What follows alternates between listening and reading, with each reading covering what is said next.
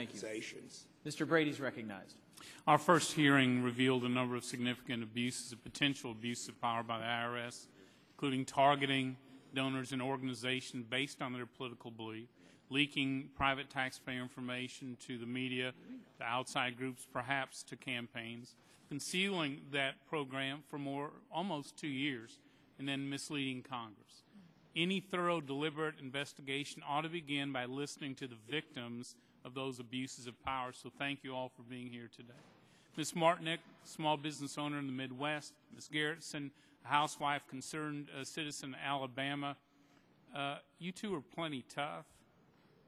But how frightening is a government so powerful that it can target you, an average American citizen, for simply expressing your constitutional views and wanting to be engaged in this republic?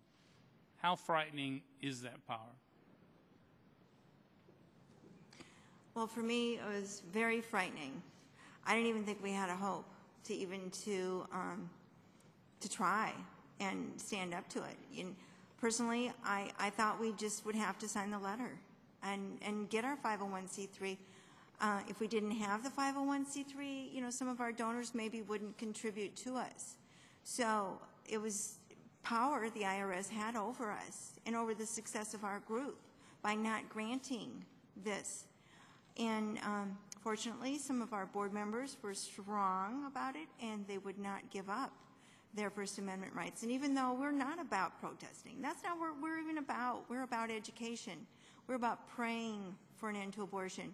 Some of our members, when they're praying at Planned Parenthood, do like to take a sign. Well, that's very small in ours, but still, we didn't want to give up the right that we had to be able to do that. But fortunately, we had some attorneys that helped us. But if we didn't have the attorneys, I don't know what would have happened. Yeah, thank you. Ms. Garrison? Well, I don't know. It's very hard to put into words how scary it is when a huge government and a government agency can come after an individual or a small organization. I think what is the most alarming and what is the most scary is that when you allow the government to go so far and you don't stop them, they go farther. And it just pretty soon we're in tyranny, and it's hard to put into words, but it looks like that's, you know, but using these agencies as a weapon against citizens feels scary, and it feels like tyranny. Yeah, this is exactly what these hearings are about. Mr. Eastman, the White House continues to claim that all this was done by a couple of rogue employees in Cincinnati. Do you believe the leaking of your personal taxpayer information was done or contained by a few rogue employees in Cincinnati? No, I don't, Representative Brady. And let me respond to Representative Levin's comment about this was being inadvertent.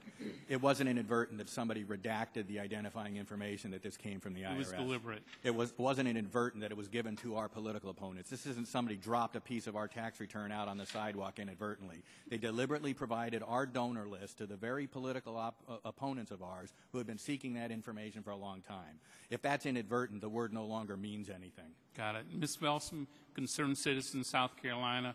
Mr. Kokoji, in addition to being an attorney, you teach civics classes.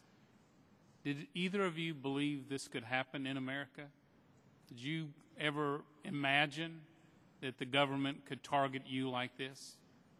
I mean, you know, that wasn't something I was thinking about. You know, I thought we lived in a free republic, but honestly, I feel like our country has turned a corner into tyranny, and I honestly have lost sleep over just being in fear of what our government might do next. In my situation, actually, we teach about this very thing. The irony is that it's happening right under our noses. So it's a good lesson for my students, albeit a frightening one. Probably one you didn't include in your lesson plan originally, being targeted by the IRS for your political beliefs. We did not. We have a lot of work to do in this investigation. It is going to be thorough. It is going to be deliberate. It's very important we hear from you, so thank you all for being here today. Mr. Chairman?